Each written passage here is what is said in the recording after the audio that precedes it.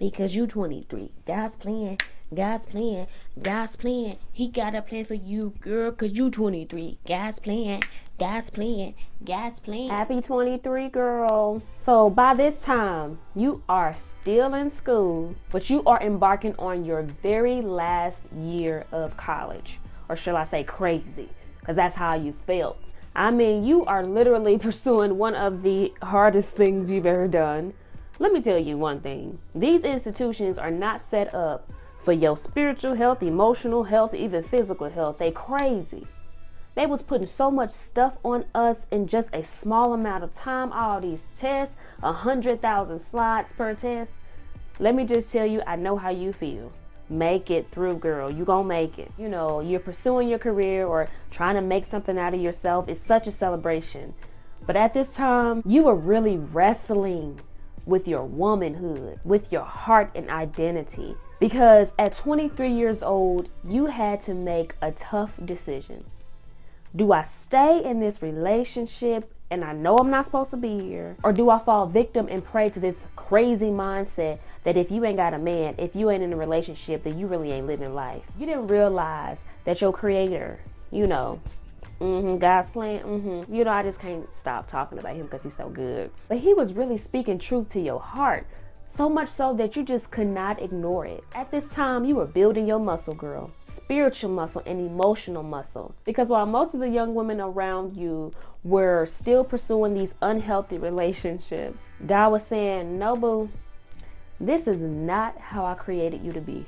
This is not what I said dating should look like, what commitment is. In fact, this ain't even commitment at all. It was this year that I believe was the pivotal point, the change in your family line, in your legacy of love, sex, relationships, dating, commitment, all of that good stuff.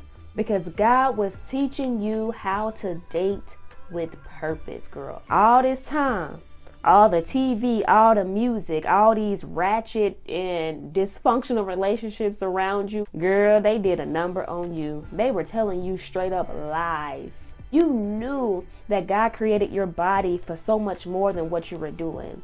That God created sex for not just something to do casually or just because y'all call each other boyfriend and girlfriends. You knew it was more because your soul and your mind was wrestling with what you were doing, with the things you were falling into. You had a heart to keep your body pure before the Lord.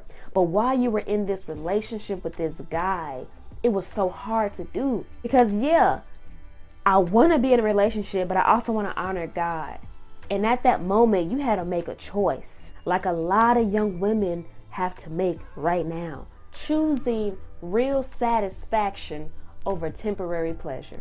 Yeah, he was fine and all, but you realize that he wasn't worth your legacy, your future, and living a mediocre life because you were making that decision that if I'm going to give my body to somebody, that if I'm going to give my heart, all of my time to somebody, then it's gonna have to be big.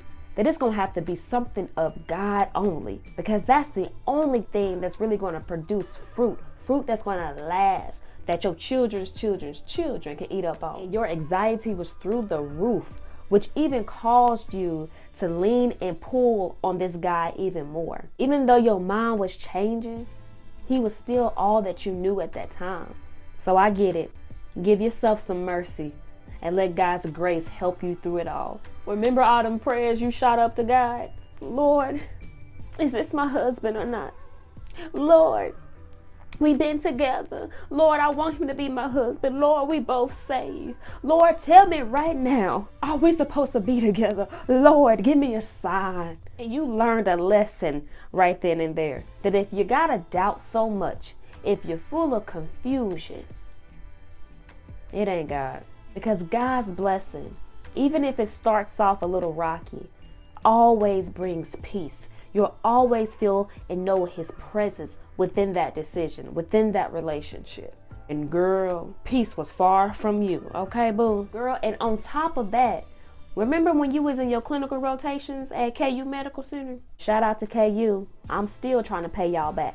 There was this woman in the microbiology department who put you up on game and sent you a sermon that was going to change your life forever. A sermon on dating by Paul Washer.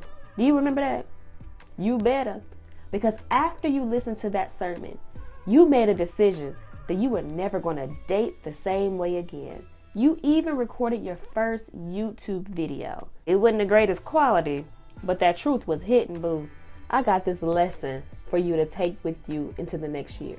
If you make a dumb decision, if you out here really bumping your head a lot and suffering the consequences, let it be because you just didn't know, and not because you chose to do it, and not because you're young. Because you can be very young and pursue wisdom like nobody's business, boo. You have overcome a lot. You have accomplished some great things.